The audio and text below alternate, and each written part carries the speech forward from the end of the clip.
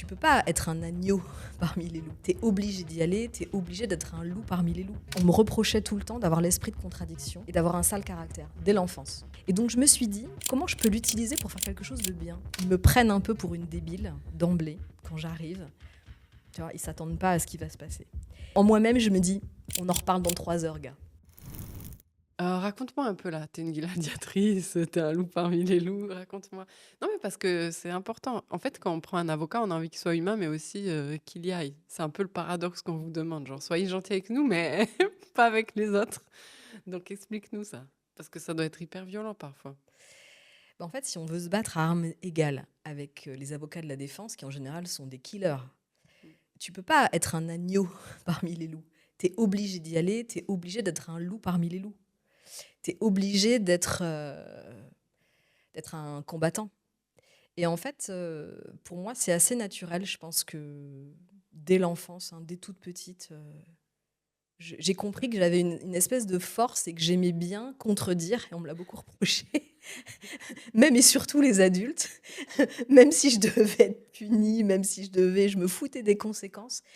Et en fait, aujourd'hui, ce qui était un défaut, perçu comme un défaut quand j'étais enfant, aujourd'hui, ça me sert. Et je pense qu'au fond, j'ai une âme de gladiatrice. J'aime le combat, en fait. J'aime vraiment ça.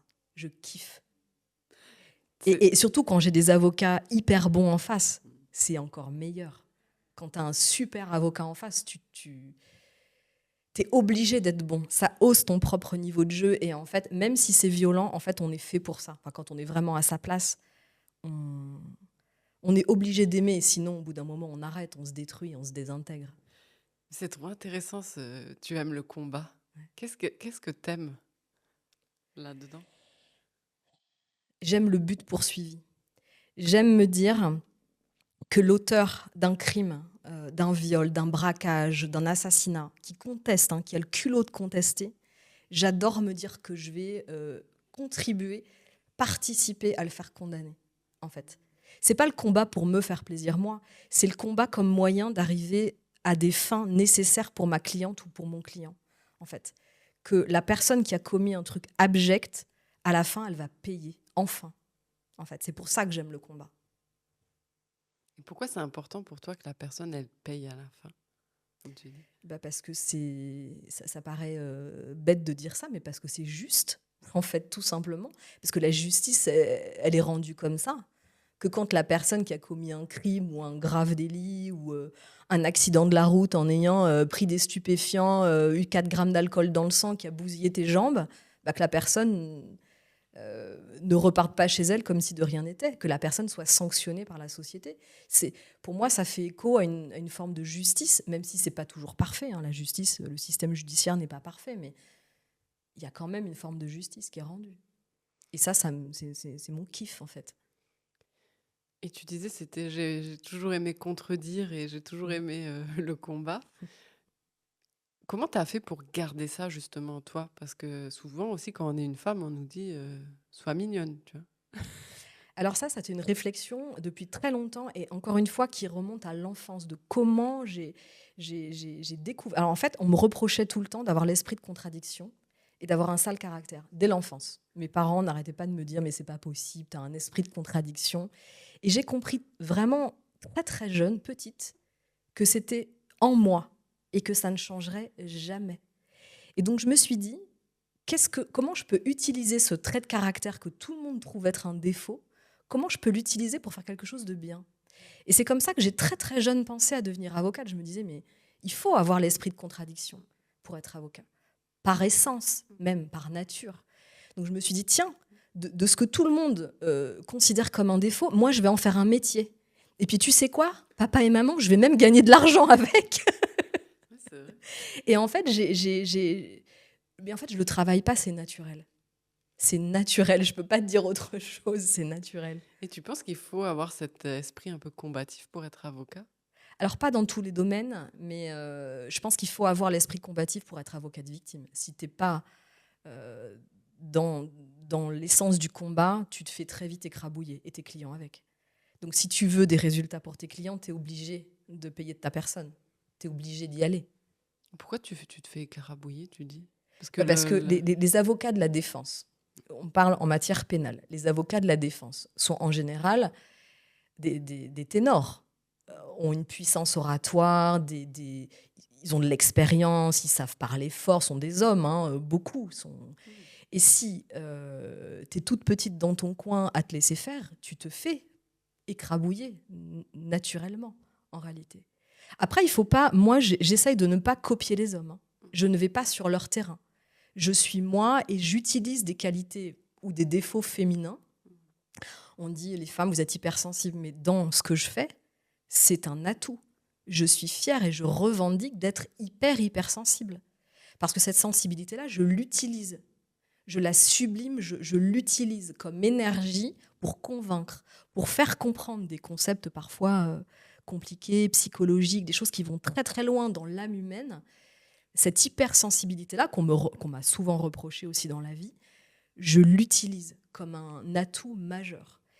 Et effectivement, quand j'étais jeune avocate, quand j'avais 24 ans, quand j'ai commencé, les gens étaient énervés en fait que je veuille prendre ma place, en plus comme j'étais une petite poupée blonde, on s'attendait à ce que je sois douce et docile, mais non en fait. D'où est-ce que t'as rêvé que parce que j'étais une petite poupée blonde avocate, j'allais être douce et docile? Non en fait.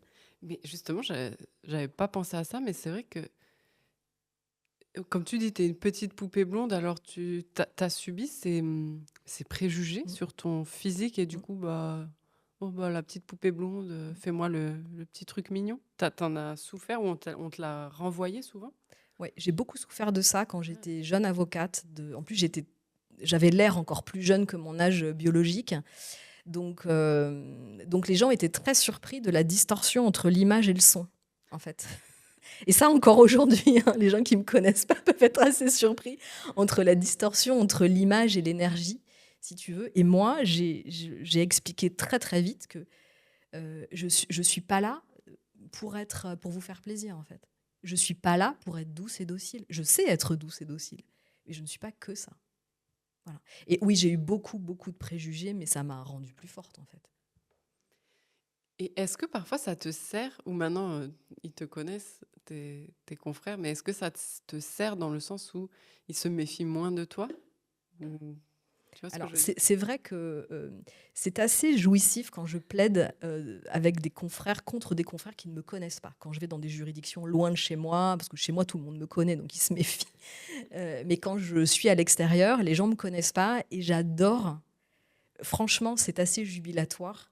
Ils me prennent un peu pour une débile d'emblée quand j'arrive. Tu vois, ils ne s'attendent pas à ce qui va se passer. Et ça, tu vois, ces moments avant, Trop bien. je rigole dans mon fort intérieur, je te jure, je jubile. C'est un kiff.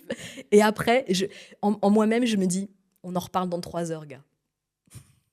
On s'en reparle après l'audience. Ouais, parce qu'eux, ils sont là, oh oui, la petite poupée blonde, allez, on va bien l'écraser. Et en fait, Mais j'ai vu je me souviens très très bien d'un procès d'assises quand j'étais jeune avocate, où j'avais 10 avocats en face de moi, ils se foutaient tous de ma gueule, hein, mais ostensiblement. Hein. Ils se foutaient de ma gueule. Mais voilà. et ça te déstabilise pas? Si. Plus maintenant, parce que j'ai l'habitude, mais quand j'étais plus jeune, si, ça me déstabilisait. Mais justement, ça me donnait encore plus la rage de leur dire, OK, tu vas voir. Et tu sais, dans les films, c'est souvent des films américains, on voit je- parfois, oui, le criminel arriver avec 10 avocats, tu vois, avec des dossiers. Est-ce que en France, on a le droit d'avoir plusieurs avocats qui viennent? Enfin, tu disais, j'avais 10 avocats devant moi. C'est possible ça ou c'est que dans les films? Alors non, le fait d'avoir 10 avocats en face de moi, c'est parce que j'avais 10 accusés en face de moi. Mais c'est possible hein, d'avoir plusieurs avocats en France. Tu peux avoir 1 ou 2 ou 3 avocats dans des gros dossiers ou pour des très grosses personnalités qui ont beaucoup de moyens, ça se voit. C'est assez rare, c'est pas une pratique très très répandue. Et voilà. Ah ouais, ok. Mais j'avais pas prévu que c'était 10 accusés. Ouais. Ouais, c'était 10 accusés. Et j'étais toute seule. Oui, c'est ça que j'allais te dire. Donc, toi, tu es toute seule face à 10 accusés et tu dois prouver la culpabilité des 10? Alors moi, je ne suis pas le parquet. J'aide le procureur de la République à prouver la culpabilité. C'est pas mon métier de base. Et d'ailleurs, souvent, on doit même, en tant qu'avocat de victime, se friter un peu avec le parquet, le procureur de la République, qui vient t'expliquer, surtout quand tu es une jeune avocate blonde de 25 ans, bon, surtout, vous empiétez pas sur mon territoire. Hein. Mais moi, je considère que mon principal travail d'avocat de la victime, c'est d'aider à faire condamner les accusés. C'est ça, en fait, mon boulot. On vient pour ça. Les dommages et intérêts, c'est secondaire. Les gens n'y pensent pas, en fait. Donc, il ne faut pas se laisser impressionner. Et maintenant, ils savent, en fait. J'aide le parquet, je ne prends pas sa place. Il y a quand même un domaine réservé du procureur de la République. C'est-à-dire, moi, je ne demande pas une peine. Je n'ai pas le droit de faire ça. Et je l'explique bien à mes clients, à mes clientes avant. Mais je pose des questions qui vont dans le sens de la culpabilité. J'essaye de mettre les accusés devant leurs contradictions, devant leurs lacunes et au soutien de l'action publique, en fait, comme on dit dans notre métier. Tu disais justement les dommages et intérêts, c'est secondaire, les victimes n'y pensent pas.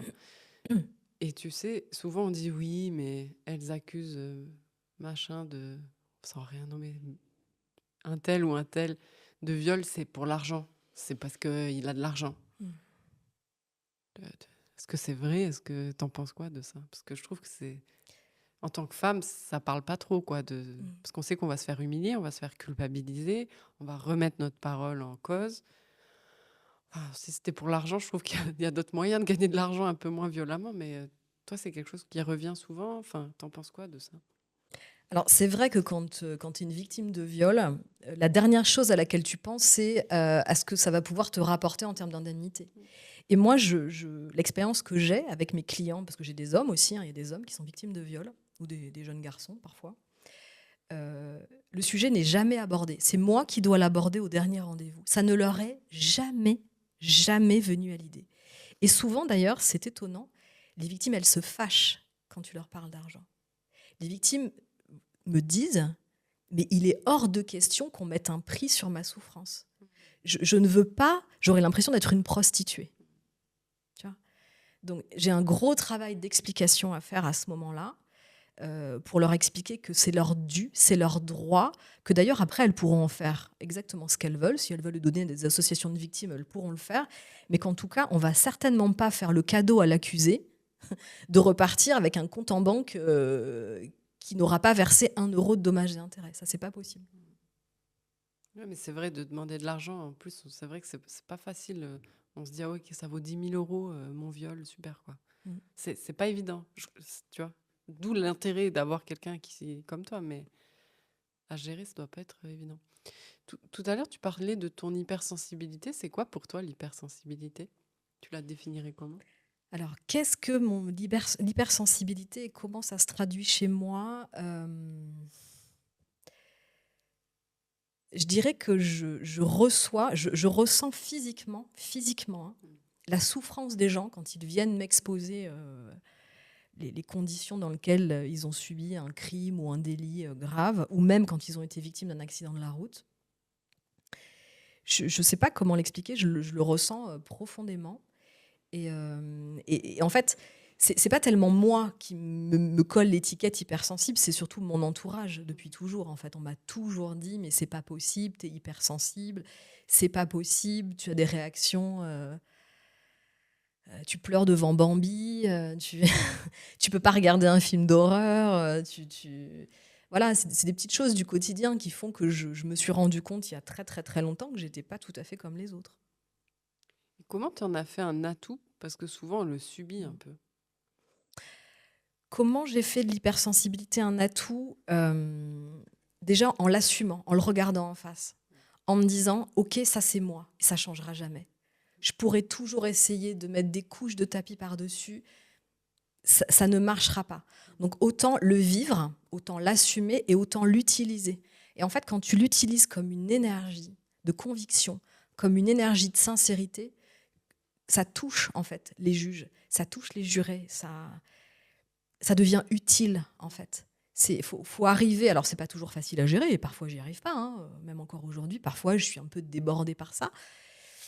Et ben c'est très simple, je pleure un bon coup.